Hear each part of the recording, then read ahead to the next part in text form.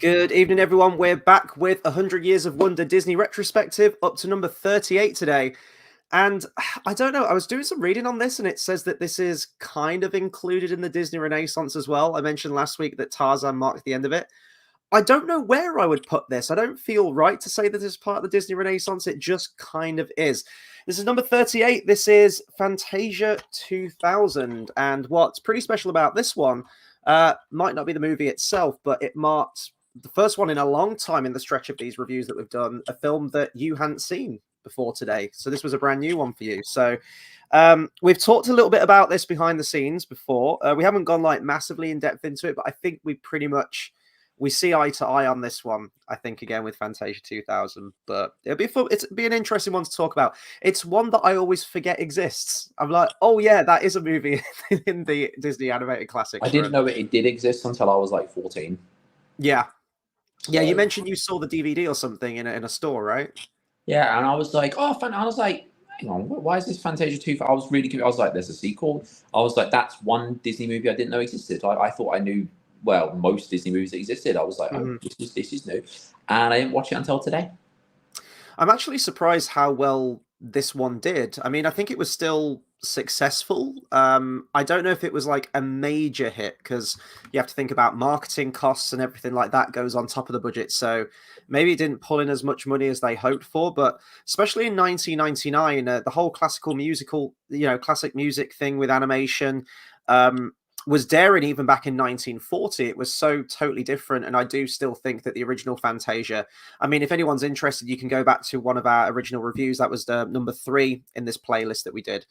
It's probably some of Disney's best animation. It is almost like animation in its purest form, because it is just the classical music and letting the visuals tell a story. And that inherently is what animation is at the core of its being.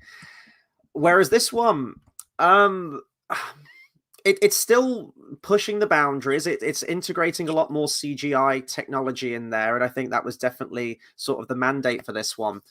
But I feel like, especially in 1999, you had like all your big Disney Renaissance hits, and this one really doesn't fit that formula at all. And it almost feels like it's harkening back to a much older time for Disney. So yeah, I'm surprised this one did as well as it did, given the sort of like I didn't realize it even did. Culture. I didn't even realize it did that well. Well, I say it did well. So it was budgeted at between 80 and 85 million. Oh, actually, no, it didn't. Sorry, I tell a lie. It didn't do well financially, but praise was given towards it. A lot of people really did enjoy it. It made 90.9 mil. So yeah, when you think about marketing on top of it, it's not really a massive return. Kind of like, I suppose. Kind of like Leprechaun. The horror movie with Warwick Davis. Yeah, didn't financially do amazingly, but it's got a following. Mm-hmm. Kind of like I don't think I've ever seen those movies. Which one's the one where he goes to space? Is that like number 4, number 5? I don't know. I've never seen them. I think it is number 4, but it kind of reminds me a lot of Leprechaun, this movie, because of that. I got nothing. I got nothing to say. Let's go. I mean, you've kind of gone into your original thoughts. I mean, you saw it for the first time today, but you do remember its presence, albeit fairly late in the game when you saw it on DVD. I actually can't remember if I had this one on video before the original Fantasia. I do own this one on video, and I do remember watching it a number of times back in the day.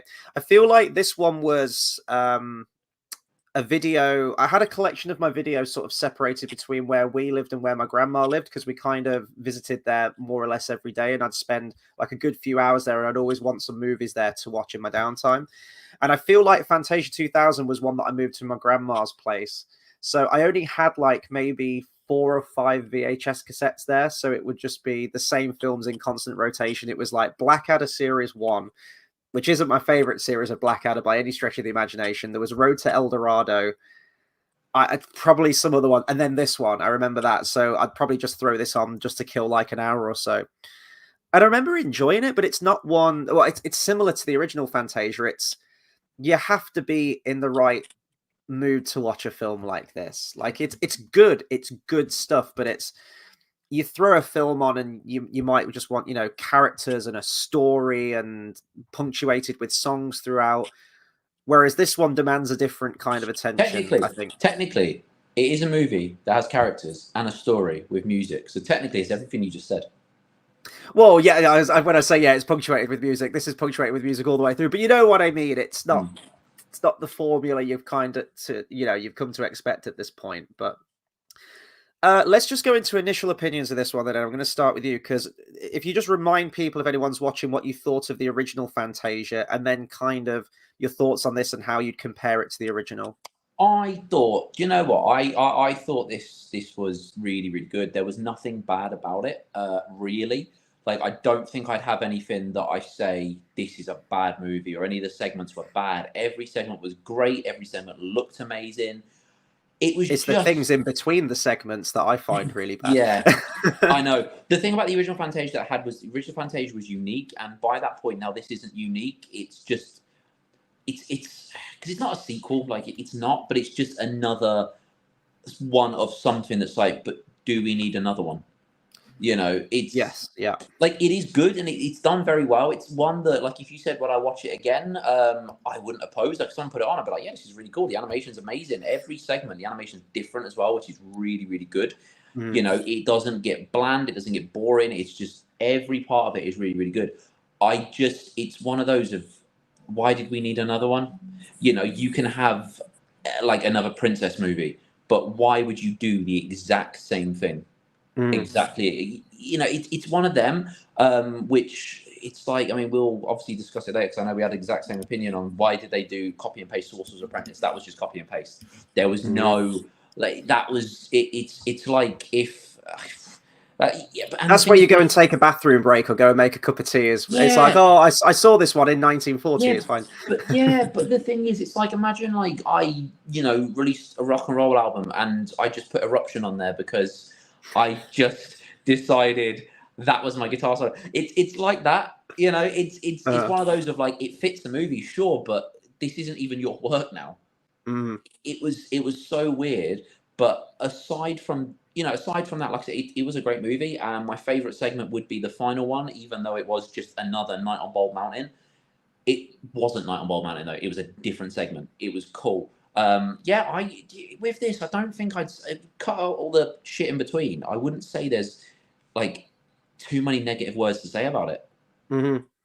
Yeah, and it's kind of a complex one to talk about, because I very much agree with you on this one, in that I think when we were discussing it earlier, the segments on their own merits are all pretty much fantastic in some way, whether it's something they're doing animation-wise or pushing the boundaries, and you can definitely see the advancements with the integration of CGI. We've started to see that throughout the Disney Renaissance. As I say, it isn't completely new, but there is much more of a push towards that and a bigger integration, and I would say relying on it more, but using it more to maybe achieve things that couldn't be done via traditional hand-drawn animation. And there's still a combination in there, but there definitely is. It definitely tends one way more than the other with this film, I would say. So all of the segments on their own merits are great. You know, Sorcerer's Apprentice, like, it's a good segment, but it was in the original, so it's already a very short film. I actually forgot how short this film was, and I don't know why. I must have misread the back of the DVD, because when I checked last week, I thought it said 114 minutes. I thought, oh wow, this is sort of like pushing the length of the territory of the original Fantasia, which was about 2 hours long. And I even said to you, I said, like, look, if you're going to be watching this on the day before we do the review, give yourself enough time, because this is one of the longer ones. And then I watched it on Thursday last week, and before I knew it, it was over. Like, I'd literally just popped the disc in, like an hour went by and it was pretty much done, including credits. I think this is like 74 minutes. And then if you also include The Sorcerer's Apprentice, which is a retread from the original, I kind of take that away from the runtime as well. So I'm like, so in terms of new shit, we're looking at about 50 minutes worth of stuff, maybe an hour if I'm being generous. Cut out all the in-between celebrity cameos. It's not a lot. So my critique on this film is that I like all the segments on their own merits. Hate all the celebrity cameos in between, and some of them are just really cringeworthy. The one with Steve Martin, just makes me implode Do you know what? I with don't think cringe. there's a I hate it. single celebrity cameo that I like, only because they're all prominent uh, people. Yeah, a lot of You them are know, from like the Disney family, aren't they? You've got James Earl Jones, Mufasa. You got yeah, Bette Midler, who was in Oliver and Company, and Angela Lansbury from Beauty and the Beast. but they're not. The thing is, it's a Disney family, but it's an animation. They're not faces that you suddenly recognize. Mm. It's voices, and that's great. But it just doesn't have the same impact of if it was like I don't know. Let's say you had like for instance, Big Bang Theory, right? And in an episode, like you just had, I think like guest stars from other the shows that were related or something. I don't know, terrible example, but you know that would have something. You go, oh, I recognize this character from this. I recognize this person from this. Instead, it's I recognize the voices, and voices, yes, can be just as recognizable. But for a movie and for something that's supposed to be so visual, with like obviously it's music based, but it's so visual. It's supposed to be like you know, Windows Media Player. You know, like all the things are moving around to the music. It's such a visual piece. It just felt very kind of forced. Forced is a good word for it, and I think definitely if you compare it to the original Fantasia, the intention and sort of the tone of the original Fantasia feels a lot more grandiose. It feels a lot more sincere, a lot more, dare I say, highbrow and formal. But you have the conductor who introduces all of the pieces and gives a bit of a history about the pieces and what they were trying to achieve. Whereas this one, you've got Celebrity of the Week, who's popular at the moment. They're going to crack a few funnies, they're going to crack a few jokes, and a lot of them don't land. And it's like, what are we trying to do here? It's just, why is Steve Martin here trying to play the violin and doing all this slapstick shit? It's like, take this away. And this should be about the music. It shouldn't be about, you know, like a celebrity's ego just trying to be funny for like 30 seconds or a minute introducing a song. And then a lot of the time in this film, after you have that segment, it cuts to the actual like conductor introducing the piece anyway, and it's like, well, why didn't you could have just kept this. It's the intention and the tone of this one seems a lot more, as you said, like forced and a little bit more slapsticky and comedic, and I don't feel like that fits the Fantasia mold. And also with the original Fantasia, one of the longest Disney films, it might even be, I don't know compared to some of the more modern ones, but it's definitely one of the longest at 2 hours. And some might argue that Fantasia is too long, and it's not one that you'd rush back to watch anytime soon. It's not like the ones that usually fit the formula of a beginning, middle, and end, main character, princess, whatever it happens to be, traditional Disney story. Whereas this one falls short of even that. It's like, just as you're kind of getting into it, it's like, but what's your statement? What is the intention behind this? What's the theme behind this? And I feel only making it like 70 minutes, it's good, but it kind of ends before it begins, if you know what I mean. There's no sort of declaratory statement as to this is the epic, grandiose, operatic Fantasia 2000. It almost feels like a direct-to-video sequel in a way, just because, yeah, it doesn't have that grandiosity, I think, that the I don't feel original like had. anyone remembers it anyway. Like, not anyone really Well, talks about it. Yeah. It's and it gets overshadowed as well because it's Fantasia 2000. It's like it's just gets overshadowed by the original Fantasia because of that, which is a shame because, like I say, it is good, but I still stand by that we didn't need another Fantasia. No matter how good it is, Fantasia is so unique that why would you do the exact same thing? And the man himself said this back in the day. Walt Disney, regarding Fantasia, was quoted as saying, Fantasia is timeless. It may run 10, 20, or 30 years. It may run after I'm gone. Fantasia is an idea in itself. I can never build another Fantasia. I can improve, I can elaborate, that's all. Yeah. And I totally agree with that, because his original intention was so it was released in 1940, didn't do financially well because, you know, the World War was happening. But his intention was, and I think they mentioned this in Fantasia 2000, is that they wanted to constantly create new segments for it and continually release Fantasia in cinemas. So you'd never see the same film twice. It would essentially be this evolving, ongoing project. Ideas for this were quickly shelved, probably like 2 years later, based on the low box office returns from Fantasia. They probably thought, well, it's worthless pursuing this because it hasn't done that well. It hasn't been that lucrative.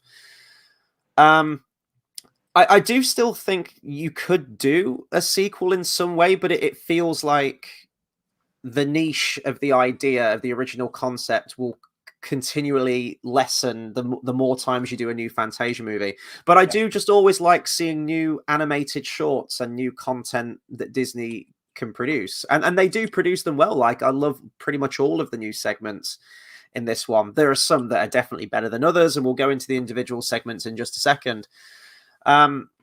But like, the original idea for a sequel stemmed all the way back then, never came to fruition, but it was like a continuation of the same project inherently, with just a few of them switched out.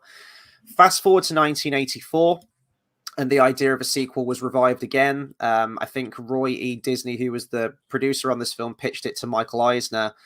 But Jeffrey Katzenberg, who was the chairman of Disney, was really against it. He didn't have any interest in the film, so much so that when they were actually pursuing the idea and the project was going ahead, they left Jeffrey Katzenberg out of production meetings. It was sort of Roy E. Disney reporting directly to Eisner, almost in secret, which seems ridiculous now in terms of a project that you're kind of going behind one of the main chairman's backs of the company. But they were really pushing for this. The original title for this was Fantasia Continued. They're both kind of shit titles, really, but I guess Fantasia 2000 is they went the more Pokemon route, didn't they? Well, and we complain about the use of Sorcerer's Apprentice being reused in the film. Roy E. Disney originally had a lot of segments from the original Fantasia in there. It was originally like it was the same film that we'd seen before, with maybe one or two new segments. It was a slightly altered version of the original film they were going to re-release. The segments they were going to have, they tried Night on Bald Mountain, which they moved from the finale of the original film when it goes into Ave Maria. They moved it to the middle of the film and removed the Ave Maria segment. But they felt that didn't work, so that was thrown out. And they also had Dance of the Hours, and they had a few other ones as well. I'm just trying to... the Nutcracker Suite and Sorcerer's Apprentice. So they had three main ones from the original film. These got whittled down, and then they just ended up with Sorcerer's Apprentice as a kind of reverence to the original, which I think they did digitally clean up for this one for the re-release. But I wish we just had all new segments. They were toying with the idea of using one of the segments that was deleted from the original Fantasia, which I think I showed you at one point. It's Claire de Lune. It's where you've got the white herons just kind of flying over like a serene kind of swamp, like a serene swamp. Those two words don't really go together, do they? But they found that was too boring and too slow paced. There was another one that was storyboarded about it was like a child's dream, and it was like a nightmare and a dream struggling for control of the child's soul, which sounds very strange, but apparently that was fully storyboarded, but the idea fell through. And even in the film itself, the Bette Midler segment, she kind of explains a lot of the deleted segments. I think she says, I'm trying to remember what she says now, there was a bug ballet, a baby ballet, there was going to be like a bagpiper segment or something. All of these ideas fall to the wayside. So, yeah. I just, yeah, like, I agree. Like, it should have been all new. It seems pointless. It's like them doing classic number 64 is Snow White, and it's like, but that was number 1. Yeah, but we're just gonna do it again. That's what it felt like. Hold on to that thought, because one of the original ideas for one of the musical segments in this may have included a lot of the Disney princesses and princes that we've seen before, and we'll get into that. Thankfully, that idea was quickly shelved. Hey, we've got a comment from Brian. He says, hey guys, it's been a long time since I've seen this movie. I think that's going to be a common thing that a lot of people say, to be honest. I actually can't remember the last time that I watched this before Thursday last week, preparing for the review. It'd been a long time. And you'd never seen it. So yeah, we all hadn't seen this for a very long time. But what's notable about this film is there are, in terms of the animation side of things and just pushing the tech, this film had a lot of firsts. Apparently, and this is according to Wikipedia, so this could be wrong, This marked the first major Hollywood motion picture ever to be released in IMAX, which is pretty cool. Bragging rights there. And it's also, because of that, the first feature-length animated film to be released in IMAX as well. Steadfast Tin Soldier is the first Disney film to have its main characters created with CGI. A lot of the time, CGI had been used for sort of secondary characters, tertiary characters, and like backgrounds and stuff like that. But in terms of actually a main character, they were going to outsource that to Pixar. But I think wasn't that what Toy Story was based on? The Tin Soldier, the toy soldier. I know Pixar did an animated short with like a little drummer soldier and like a baby chases after it. Yeah. Yeah, I can't remember what it was, but that was like the beginning of the 90s, and it was a really short one. And then they released Toy Story, so I know there's similarities there. Mm-hmm. So it does feel like the whole thing's just taken of things of the past. A little bit, yeah. You can sort of see where the ideas generated from, but there's definitely a big push for like the IMAX and the CGI in this one. Let's go into some of the segments then. I don't know if we'll go in order, but do you want to just say which you found to be? I think you said your favorite one was the Firebird Suite, right? The last one. Yeah. Yes. It just looked cool. I don't know whether it's because I think the fairy's kind of cute. I don't know, but like it was just I really like that. I like the colors. I like the whole it's that tragedy thing that we felt with Night on Bald Mountain. I think it was great. I think it was done really well. I think it was cool because she was crying. I just think the whole thing had less emotional impact. I think it was really cool. That was my favorite one.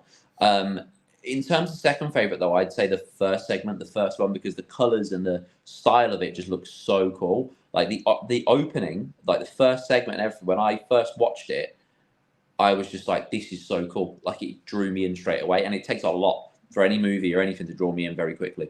It has to, like, if it doesn't, I switch off, like with anything. And that's just me. I have a short attention span, but that I was like captivated straight away. So that was really well done. Yeah, it begins in a similar way to the original Fantasia, because the original Fantasia, if I remember rightly, I actually can't remember the song that it opens with.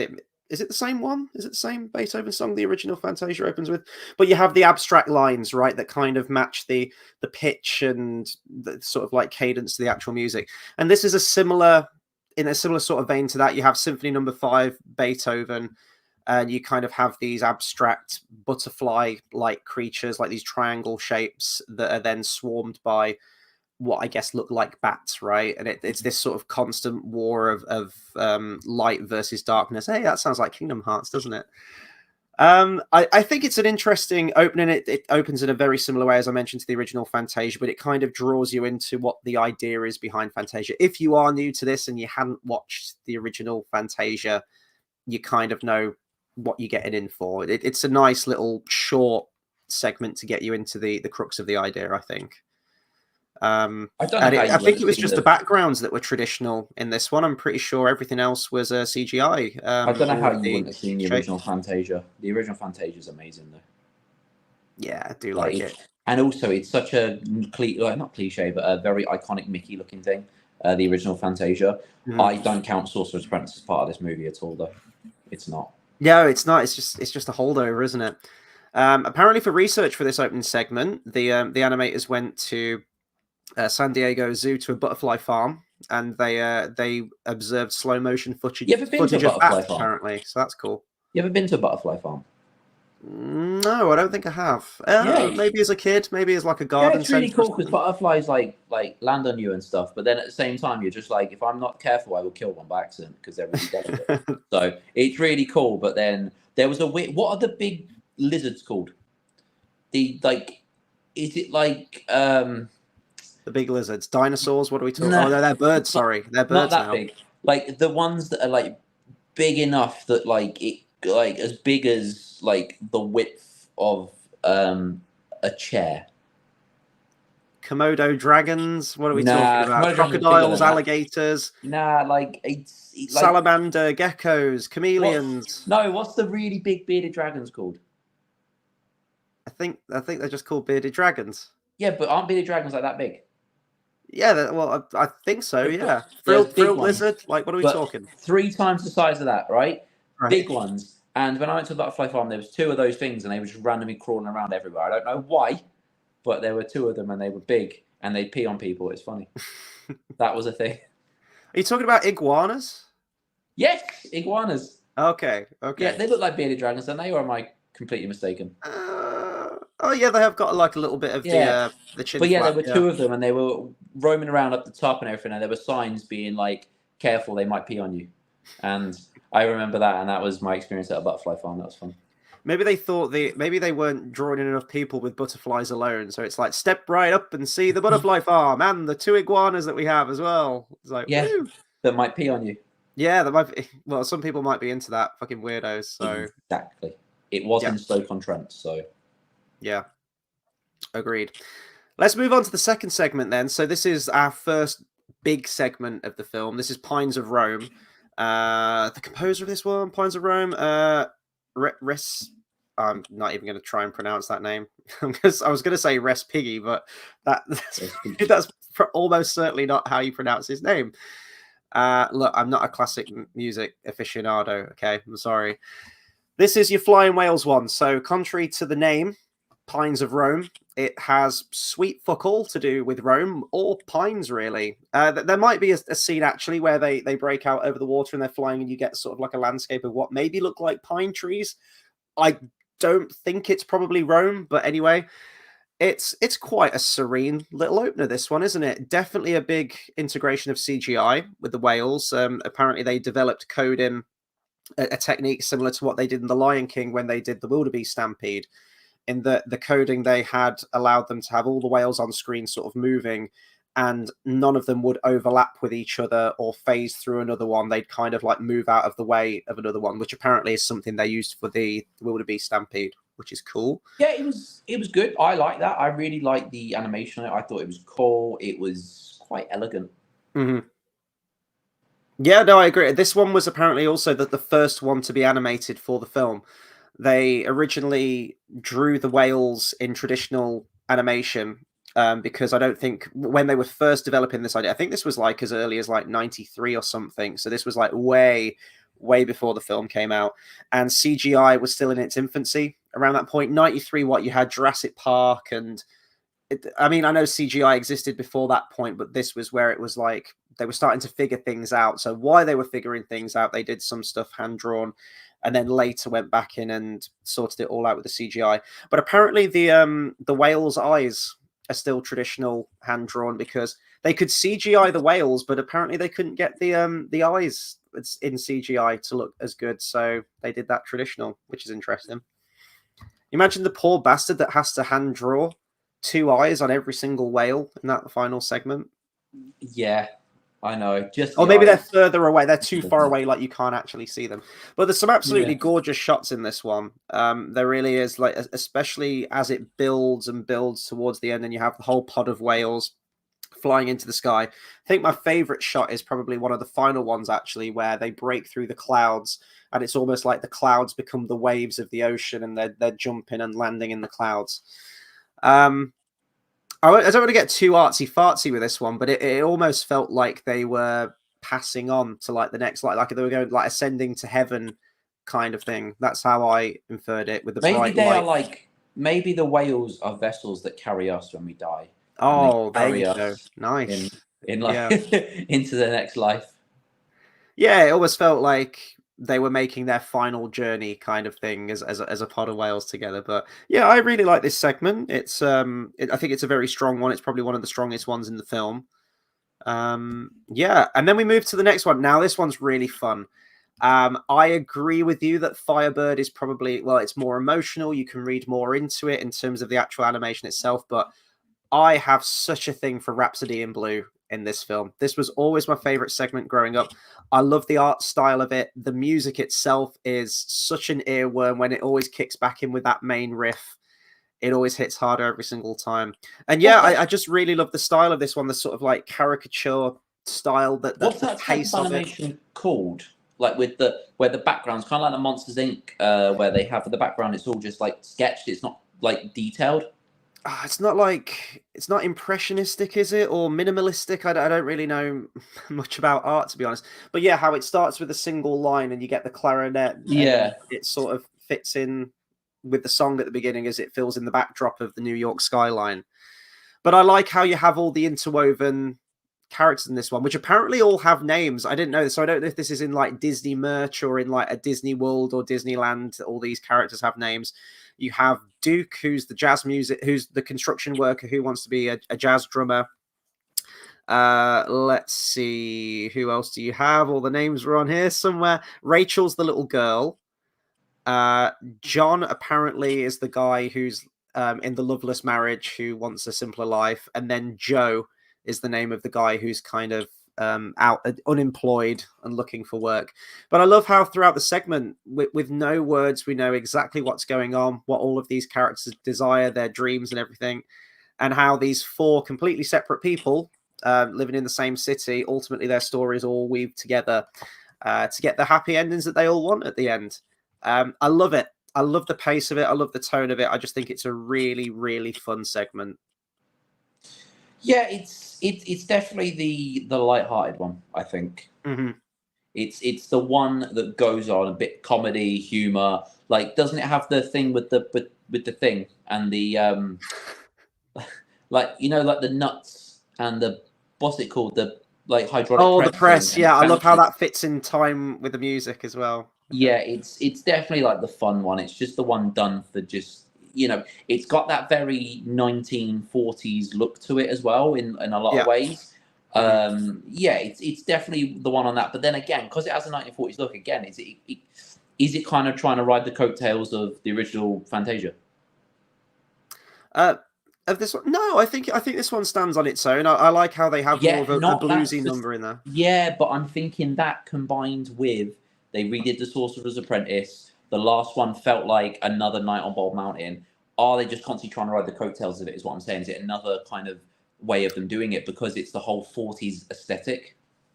I mean, I guess you could look at it that way. I never really thought about that, to be honest. I thought it was just, hey, we want to do Rhapsody in Blue, and we're inspired by this particular art style. We think this works well, but that could have been the thought process.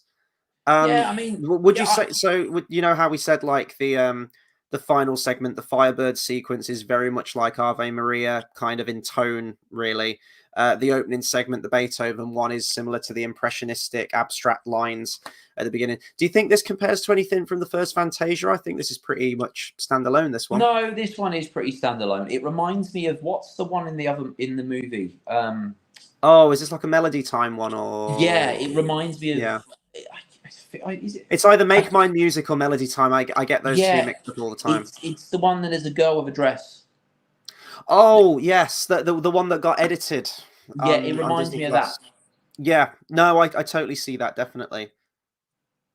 It's good though. It's good. I don't I don't dislike it. It's just one of those. I can't get past the feeling of we've had it all before. As much as it's great, as much as it looks great, like the whales again are unique. It's all very like we've had this movie. Why did we do another one? It's weird though because I like it. It's like cool. You can do it again. It's done well. It's just Oh, I see that.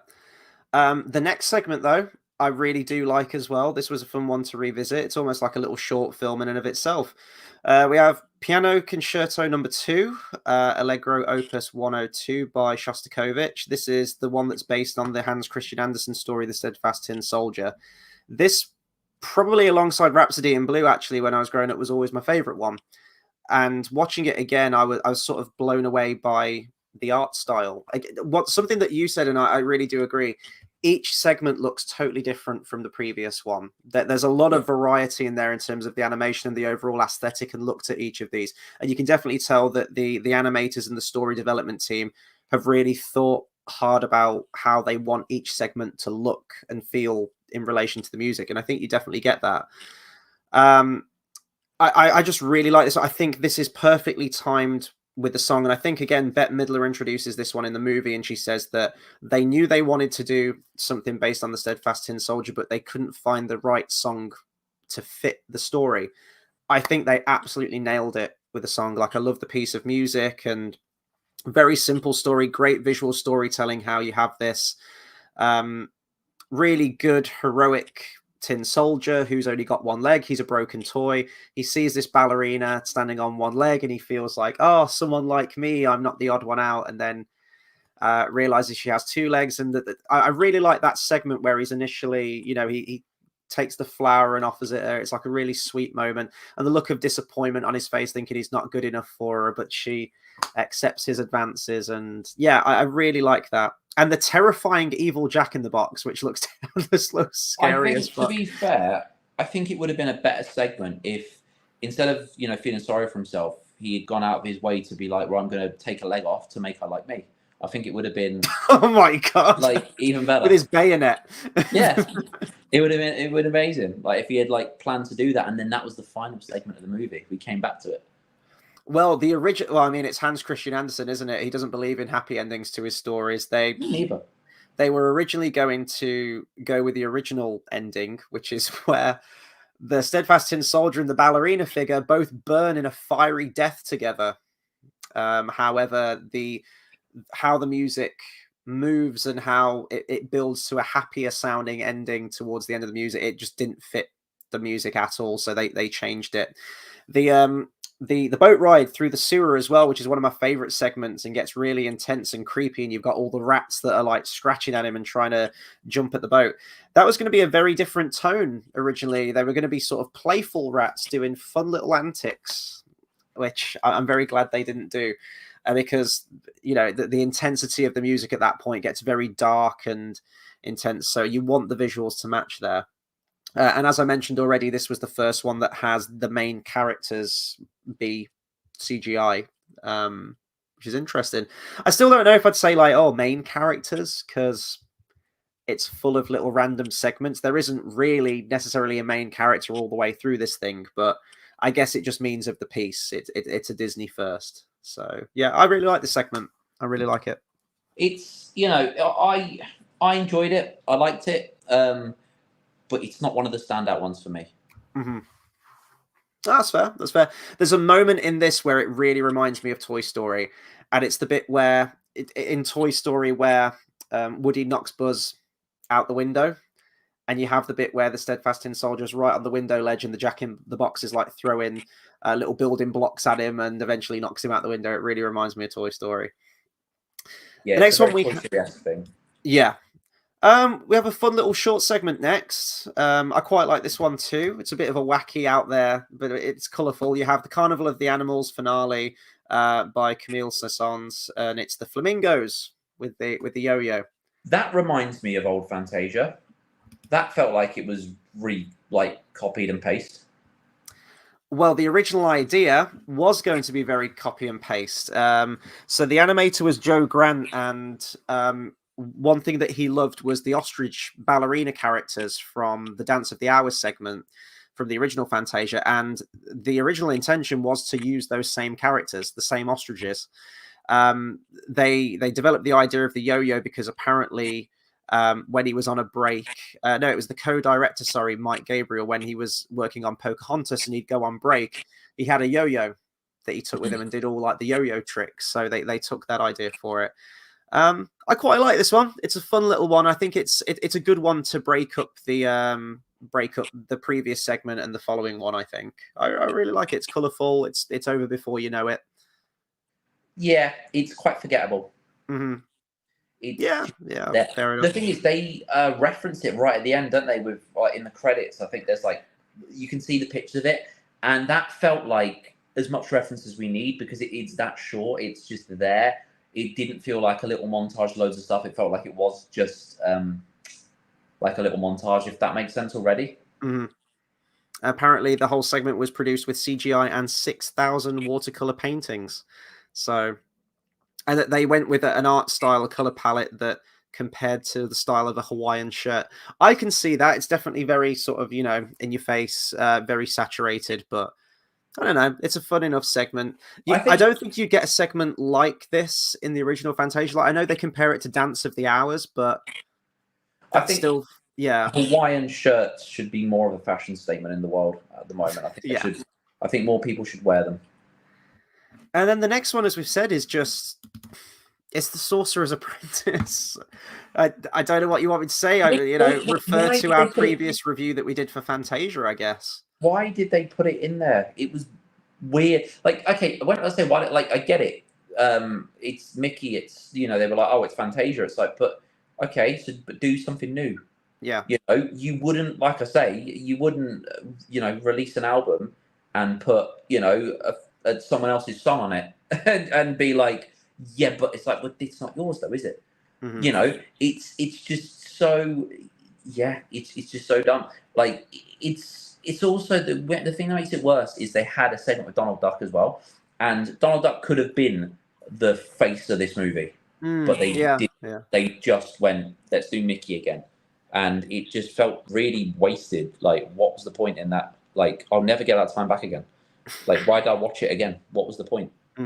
I feel like it might be a merchandising thing. I'm not sure because I think you said it earlier as well. Like that look, Sorcerer Mickey is very iconic, and it's almost like Donald Duck. You don't. I guess so, but Mickey's the face of Disney, though, isn't he? Yeah, like I prefer Donald, but Mickey is. Yeah, but you don't. To create merchandise, go, I'm going to re-release the exact same thing.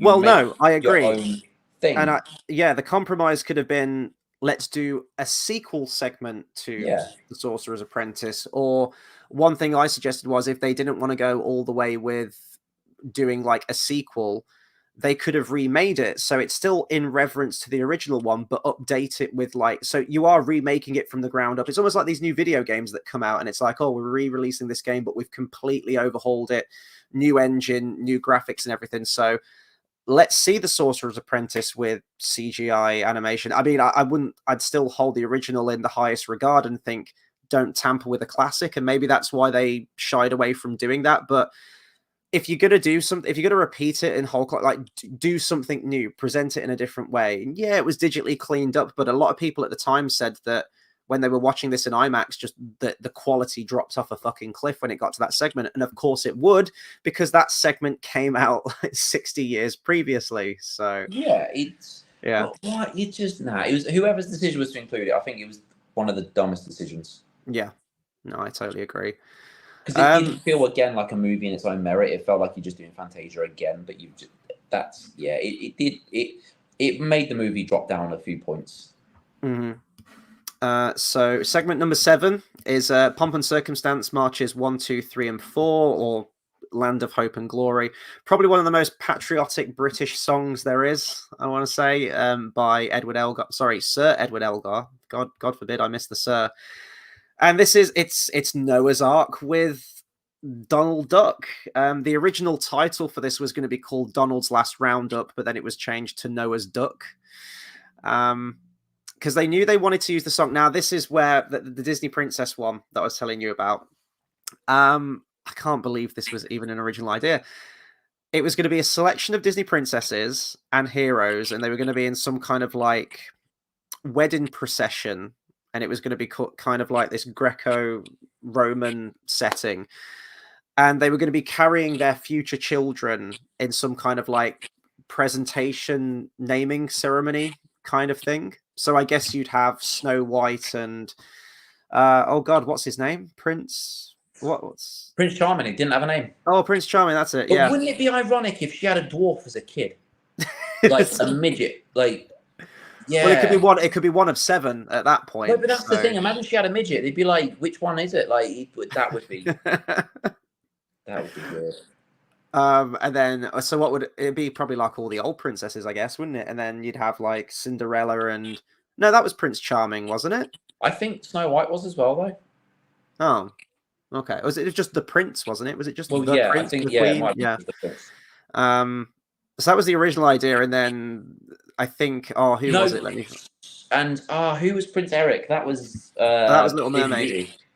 No, Little Mermaid. No, Sleeping Beauty was Prince Philip. That was it. Yeah, that's it. Yeah. It was actually what's his name? Sorry, let me find it on here. The fucking CEO. What was his name? Eisner.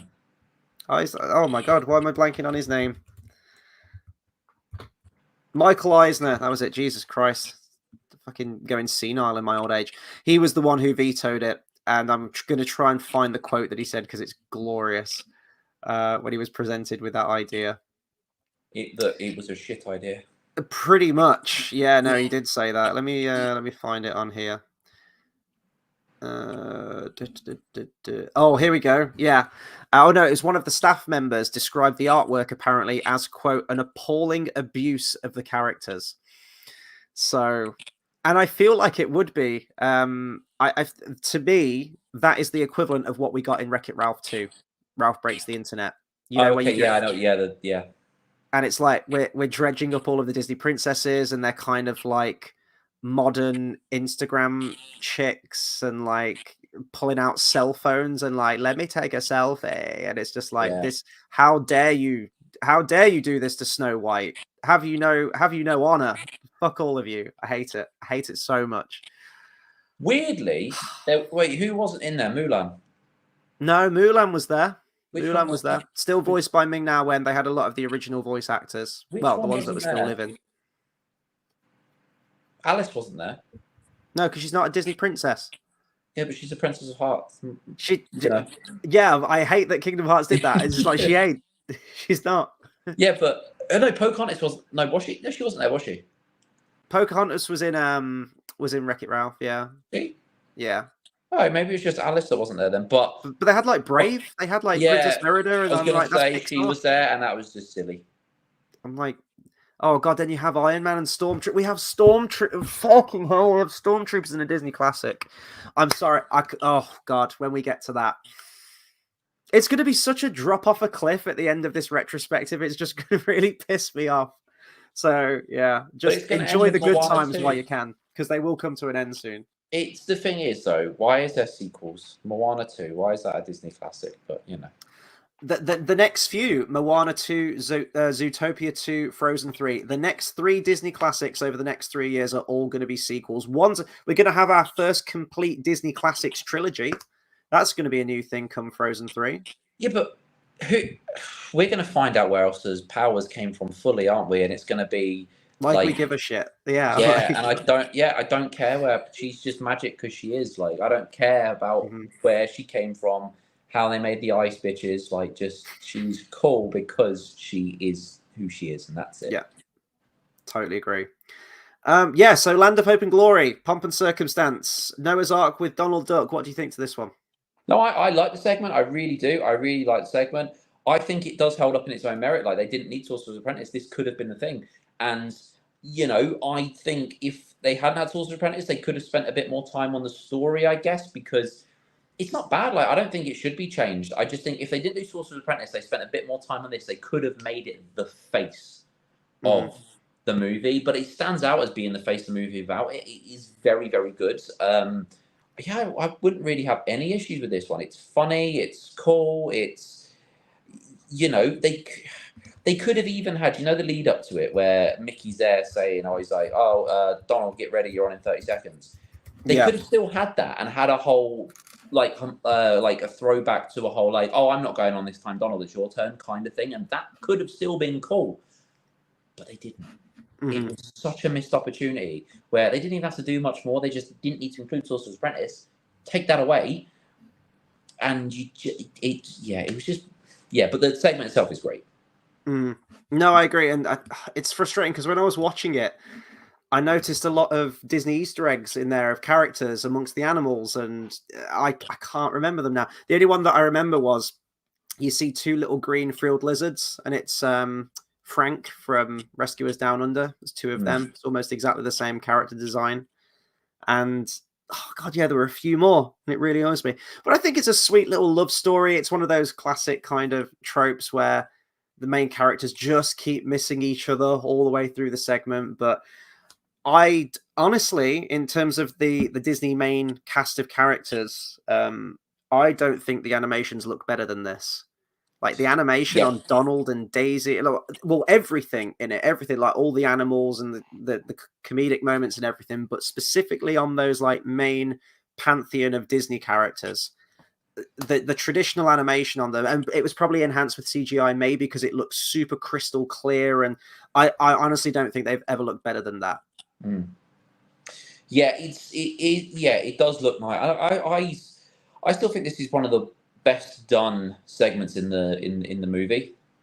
It's fun. I think weirdly enough, I feel like the music works for it. It's such a strange idea, and it definitely is, probably alongside the Flamingo one, the most comedic segment of all of them.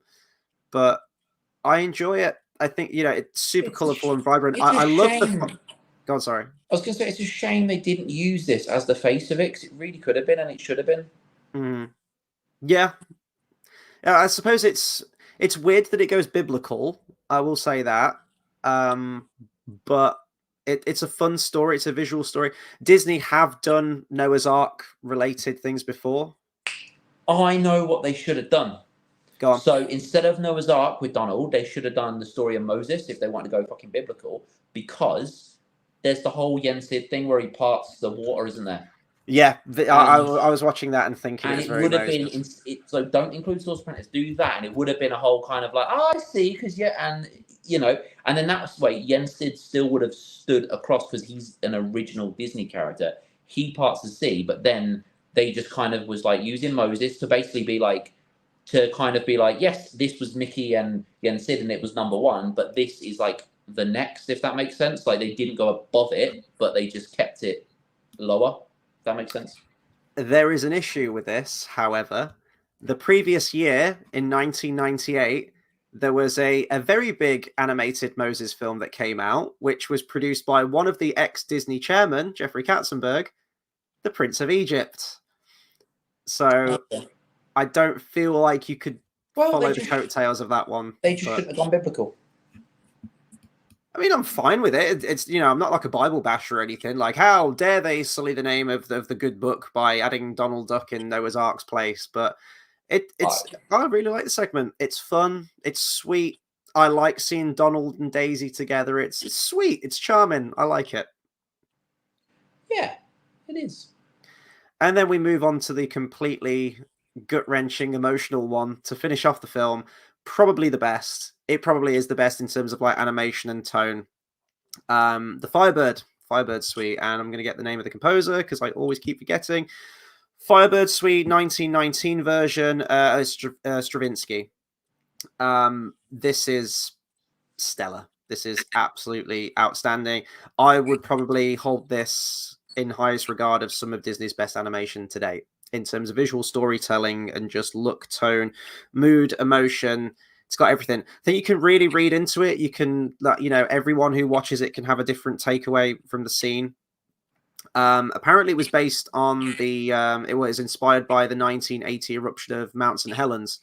I did actually wonder if it was based on something, but kind of what I got from it. And again, I don't want to go all artsy fartsy with it. It's just that classic, nature. Always kind of, to quote Jurassic Park, always finds a way. And you could look at this in terms of like the devastation of war or whatever you want, and it rebuilding, it replanting itself. And it's a theme that's used in a lot of things, but I think it's one that really works for emotional storytelling.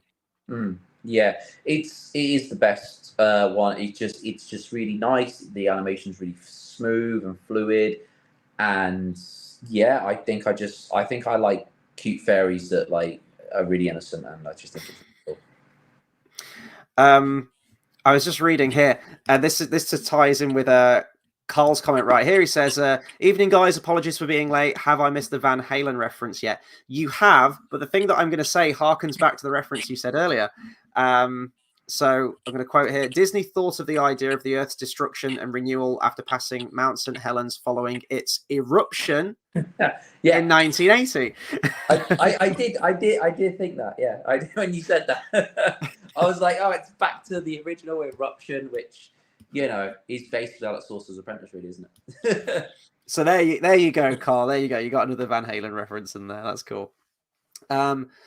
Yeah, no, I love this segment. I love the overall feel of it. This sprite, who's I think they said it's a dryad-like creature from Greek mythology. I know Greek mythology, but I don't think I've ever heard of the whole dryad thing. But it's this sprite that kind of moves between a water sprite and like a grass one. It's almost like a Pokemon, I guess. But the fluidity of the movements, and I love how she kind of sort of like drapes this blanket of just the way that she like allows things to bloom and the way she moves, and it's animated. It's absolute perfection. It's stunning to watch. One of my favorite shots is I think she's like super close up to the camera, and she has all like flowers in her hair, and she really feels mythic, like how they animate this character. It's wonderful. And the intensity of the Firebird itself. I never even thought of the comparison to Night on Bald Mountain, but you're absolutely right. It is that dark, imposing, demonic-like it's the figure end as well, isn't it? It's the last one, just the same. Yeah, yeah. Very, very similar. A mountain, sort of a volcano, and this demonic spirit that possesses it. And the devastation it brings. I mean, it's quite a short segment in Rhapsody, but there's just so much emotion in it, in how they animate that sprite character. I really love the design. I love all the different forms.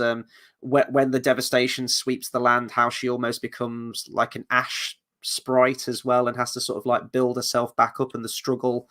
I think she's kind of using the elk for support, isn't she? Because she's in such a weakened state, and it's helping her through it.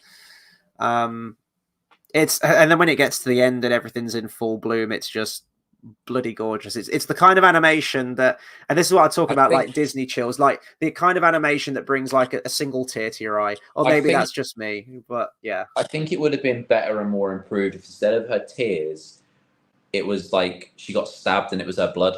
I think that would have been cooler. Say that. It would have been great. But yeah, I think it's done very well, and it's a nice emotional end to the movie, and it's quite dramatic. I think the whole thing, that is definitely my favorite one, hands down. Yeah, I think you can read a lot into it. It's that constant cycle of devastation and rebirth and whatnot, and it's just yeah. This is why I love animation. This when good animation can do this, can make you feel a certain way, can make you just simple drawings on a page just become larger than life and have like a moving effect with you. Like Who Framed Roger Rabbit? Yes. Yeah, that definitely, but yeah, that definitely makes me feel a certain way in certain scenes. That's a great movie. Why have they not ever re-released that? I don't know. It's not coming up to like an anniversary or anything, is it? Anytime soon? I've never seen it on the big screen. It shouldn't be, but it feels like it's kind of forgotten about. We have to wait a while. 1988. So it's going to be 30 years in 4 years. But God. It's not like in 2018 it had a thing. So yeah, I'll keep an eye out for that. If it ever gets a rescreen, we should definitely go to that. Maybe it's because it's more adult, and maybe that's why. And also Mickey Mouse and Bugs Bunny on screen together. I don't know. There's probably a few things, but yeah, it seems like it's always forgotten about, which is really weird because it's probably one of the greatest animated movies out there. Yeah, no, it is. I mean, the integration as well with live action and the animation, I think is perfectly done in that. Definitely holds up. I love the style to it as well. That kind of noir, like it really captures that essence, that time of filmmaking, that genre. Speaking of noir, have you seen The Game with the gun with the rat guy? It's like a first-person shooter, and it's a black and white. You play as like a rat, like the evil rat things, or with the Tommy guns. Or is this? Yes. Oh, the weasels you're talking about. That's it, weasels. Yeah, sorry, yeah. And you play as like one of them, and it's a first-person shooter, and it's in this black and white cartoon world. It's really cool. I don't know what happened to that either. Like I saw trailers of that ages ago. I don't know what happened to that, but yeah, I'm really hoping something like that revives the Who Framed Roger Rabbit to get some sort of screening or something, because it's a really cool look, that noir kind of feel, and yeah. Oh, no, I haven't seen that. That sounds really cool, though. I like that. There was another game. It was really difficult, and it was done in the kind of like style of those old cartoons. What was Which one? No, I just said Dark Souls because you said it was difficult. No, it was side scroller. It kind of looked like Steamboat Willie, kind of. That was it. The what? Yeah. That was fucking awful. Like, it was great. It was a cool concept. Just difficult. I don't know if you've watched the TV show. It's really good, but it was too difficult. I think I spent like a tenner on it, and I played I defeated one boss. I spent about 5 hours trying to defeat another, and it was so hard that I was like, what, fuck this, I can't be arsed. I was like, I'm glad I only spent a tenner. If I spent like 40 quid on it, I'd be like, this is too hard for 40 quid. Yeah, I only saw like screenshots from it. I thought it looked really cool. I love those older cartoons, like the look of them. It's like a real feeling behind them. So I guess the last thing I'll say about this as well, there was apparently an abandoned sequel to Fantasia. Development on a third film apparently began in 2002 under the working title of Fantasia 2006. There were at least two short films that were originally planned to be included, which Disney have subsequently released. One's called One by One by Pixote Hunt. I think that's how you pronounce it. And The Little Match Girl by Roger Allers. Both of these were meant to be in the film, but apparently the project was cancelled in 2004 for unknown reasons. Well, I guess the reason was probably that Fantasia 2000 didn't make all that much money. It would be my guess. But yeah, a lot of the proposed segments have been released as standalone films, whether it's the beginning of a film or whether it's on like a DVD extra or something. But yeah, there we go. I don't think we'll ever see another sequel. I think was going to say, I really hope it's one that doesn't get another one, because it would be pointless. But it's hard. It's hard to say that, because it is very good. Like, I wouldn't knock any part of this movie. It's very good. The only two bits I'd knock is the cheesy cameos, which were kind of a bit shit, and putting Sorcerer's Apprentice back in. That was a mistake. But then again, if they didn't do that and have Mickey on the face of it, would it have had even less views? Even less people go, even more people just go, well, what's this? I don't know. I don't know if it was sort of like the draw of just seeing this segment on the big screen again, on an IMAX screen. And yes, it didn't really get the same kind of IMAX treatment as some of the newer stuff. And that's just based on the fact that they're working with footage from 1940. But yeah, I think it was just, well, as I said, like, they were going to have a lot of original segments, and I think they just kept it in as a reverence to the original. But yeah, I hate when they do that. It's like, well, of course you have reverence for the original, you're making another one, but just make this one its own thing. Sequels are best served when they stand on their own and they have an identity of their own and don't constantly harken back to the previous shit. Well, that's my opinion anyway. I was just having a look how many segments are in the original Fantasia. Well, it's probably going to be a lot more, isn't it? Because it was a longer film. Didn't Avatar 2 just copy the same thing? Just put it on water. It's the same fucking plot, but on water. That's it. Genuinely. I've not seen it because Avatar 1 was awful, but you know. And he had like, what, 13, 14 years? So I thought, right, dazzle me, James Cameron. What have you got for me this time? Wow. Okay. Carl says Cuphead is way harder than Dark Souls. It is. It's fucking difficult. It is. Jesus. It's hard. It's not worth it. That's how hard it is. Like, it looks cool, but just watch the TV show. That looked wicked. Sorry, I was just counting how many segments there were in the original Fantasia, and it's kind of like 7 or 8 if you split Night on Bald Mountain with Ave Maria into 2. So there's the same amount of segments, but it's just take that Sorcerer's Apprentice out, put a new one in, and I think you'd have had a very decent film. Doesn't hold a candle to the original Fantasia, as you said. Like, that idea was so niche, and you kind of want to let that remain. You want to let that be its own statement as to what it is for animation and the history of the company. I have a question. So, you know, if you're eating dinner, right? If you had like a wooden bowl that you were eating out of rather than like a normal ceramic bowl, ceramic, is that the right word? Yeah. Rather than that, does it seem a bit more posh? What, a wooden bowl? Yeah. I don't know. I feel like it's kind of poorer, like you're the son of a carpenter or something. No, but like I'm on about like nice wood or a stone bowl. A stone. I feel like a wooden bowl would be quite easy to wash. Yeah. But then again, so is ceramic, because I just think it looks kind of posher. Like, I'm just trying to think. I need some new bowls. Stone would be horrible, because if you knock that shit off the work surface, like, that's going to be fucking devastating. You're going to have like a broken foot. Yeah, but don't put a glass bowl, because if you knock that off, no, shatters everywhere. I'm sorry. What is this? Was this just? I just one of Dale's random questions. Yeah, I just thought of something that would look cool, like a stone bowl. I'm just imagining, like, everyone's going to be confused as fuck. Believe me. How many years have I known you now? This is who you are. I'm still confused as fuck half the time when you come out with these questions. I'm like, I'm always waiting for the greater point, but the beauty is, there doesn't always have to be a point. It can just be a question. Yeah, and now we all wonder and we think, oh, do you know what? Yeah. That was Fantasia 2000, everyone. Final thoughts. I still think it's good. I think like the segments are great. I don't like the retread. The celebrity cameos are awful. And I don't feel like it really has a strong, definitive identity of its own compared to the original Fantasia.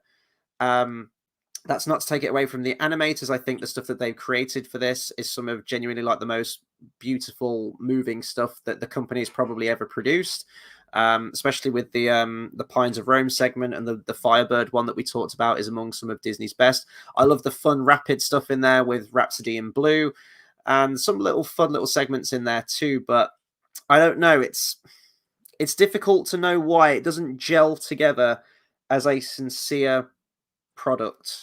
A sincere, like, artistic piece, I guess. It feels a little bit more mainstreamy, a little bit try hard in some respects, and doesn't really capture the same magic that the original did. I like it. I don't really have many faults with it. I don't have yeah. The animation's great, the music's great, I think parts are funny. I think it's great. The only two issues is Sorcerer's Apprentice being there, and the in between bits just feel all forced. Like the magicians trying to be funny, it all just feels very like it's very 90s, and that's great. But the whole aspect of Fantasia isn't very 90s, and it just doesn't work the best. Yeah, the two magicians and Steve Martin, and I usually actually quite like Steve Martin in a lot of the films that I've seen him in. I think he's funny. Like Planes, Trains, and Automobiles is one of my favorite comedies, and he's great in that. But yeah, God, watching him like stall for time, I'm like, just cut these out. Anyway, yeah. that was Fantasia 2000. I'm glad I went back and rewatched it. As I say, it was one that I haven't watched in a long time. Yeah, runtime 114 minutes. That's almost 2 hours, right? That says 114 minutes. Runtime 114 minutes approximately. So I was right when I said to you it's almost 2 hours. That's right, isn't it? Yeah. It really isn't, is it? No, it's like 1 hour and 16 minutes. Yeah, it's like 74 minutes total. So why does it say that? I tell you what, I can fucking confirm this shit as well. Why does it say that? Let me see. Okay, it's on the little green bit.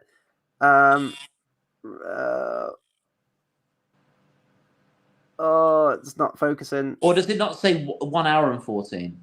No, runtime 114 minutes approximately. So someone fucked up on the DVD case right there. Isn't there like? Yeah, that's a good point. Actually, they did, because it wouldn't have been including just special features. No, it doesn't even include that. I thought it might include the credits, but I don't even think the credits wouldn't be that long. That's ridiculous. But yeah, strange. Right. One thing to point out before we announce what next week's is, this is where, and it really annoys me, the Disney canon, the quote-unquote Disney canon, which is the mainline numbered Disney animated classics, of course, the stuff that we've been reviewing each week since Snow White back at number 1. This is where the UK list and the US list, and I think there are even some like other additions to, I think there's like an Australian list as well. But the two that I'm most familiar with are the UK and the US list. This is where they start to diverge. And we part the road now after Fantasia 2000. So number 39 for American viewers of the American list is Disney's Dinosaur from, did that come out in 2000? I can't remember. I remember liking that film. I went to see it a lot. I enjoy dinosaurs. It was the integration of live action backgrounds with CGI dinosaurs. But number 39 for us, and the list that we're going to stick to, is number 39, Emperor's New Groove. So we're going to be following the UK list. We're not going to be doing Disney's Dinosaur or anything like that. It's such a good movie, though. We have such a good movie next. That's I know. Well, this one, yeah. Yeah, that's what I mean. The one where the list changes, we're going to have the addition of The Wild, which was not a Disney Animation Studio movie. And indeed, Disney's Dinosaur wasn't a Disney Animation Studios movie either. So I don't know why both of those films were added into the list. There's a bit of a sort of like conspiracy that they were really trying to push for Tangled to be number 50. And they had to kind of shuffle the numbers around and add some extra ones in. And that's why we got The Wild and Disney's dinosaur was pushed in. I don't know. I'd love to get to the bottom of it. If anyone has a definitive answer as to why they change, I'm always fascinated as to why. But yeah, number 39 for us, Emperor's New Groove. Absolute laugh riot, this film. I can't wait to watch it again. It's one I've watched loads, so it won't be like any surprises. But yeah, it's good fun, that one. Gonna look forward to it. I'm still sad Emperor's New School isn't on Disney Plus. Mm. But they've got the Kronk's New Groove on there, haven't they? I think have they got the? I haven't looked if they got Kronk's New Groove on it. Yeah, I've not seen Kronk's New Groove. I haven't actually. No, I think Kronk probably works better as a supporting character. Maybe he outstays his welcome a little bit if he's the main one. But yeah. Oh, it's so quote. There's so many good moments in Emperor's New Groove. I can't wait to talk about that. But yeah, that's what you have yeah, like it's like if you had like the banishing of Jar Jar Binks, like back in when he was banished from. I was going to say Gongaga, but it's not Gongaga. What's the place? Called? Gunga is the place you're looking for. Yeah, close enough. Yeah, but like, would it work? Yeah, to be fair, it could be kind of fun, but he works as a supporting, comedy character. Hey, at this point, I just want Jar Jar back. I'm like, God, give me anything. But not under Disney's leadership. Like, to be fair though, yeah. Have you seen Acolyte? Really good. I'm kidding. I have. I'm kidding. I have, and I wish I hadn't. I have as well. I'm trying to forget it. Right, that'll do it for our review, I think. So if you have seen Fantasia 2000, do let us know your thoughts on it. How does it compare? Is it one of your favorites, and what's your favorite segment? Anything related to Disney, please do let us know as we continue our retrospective next week at the same time, 8 p.m. British Standard Time. We'll be talking about Emperor's New Groove. And do subscribe to the channel. There's a lot of other stuff. Hopefully you're here for the Disney reviews. Otherwise, why the hell did you click on this video? We'll be talking about a lot of films in the upcoming weeks. They're putting all the Star Wars films back on at the cinema. And when we did Phantom Menace a few months ago, the 25th anniversary, we said, well, we'll see you in a few years when we do Attack of the Clones, and we'll see you in a few more years when we do Revenge of the Sith. Well, guess what? Odeon Cinemas are putting all of them on across August and September. And we're not going to go and see Phantom Menace again. We literally saw it on the big screen a couple of months ago. So we're going straight in with your favorite, Attack of the Clones. Can't wait to watch it. Revenge of the Sith, almost fully booked. And then we'll probably be doing the OT as well, and we'll be talking about it. So there's going to be Star Wars stuff. At the end of the month, we're going to have Rings of Power, I believe. Wednesdays, I stream with JX Editor, and we're going through Star Wars The Old Republic. So a lot of stuff. I'm streaming a lot more now. And I will try and backdate some of the movies that I haven't watched yet. Free time isn't great for me at the moment, but I'm here streaming. Thank you to everyone that's tuned in and dropped a comment. Always appreciate you. And we'll see you guys on the next video. Take care, everyone.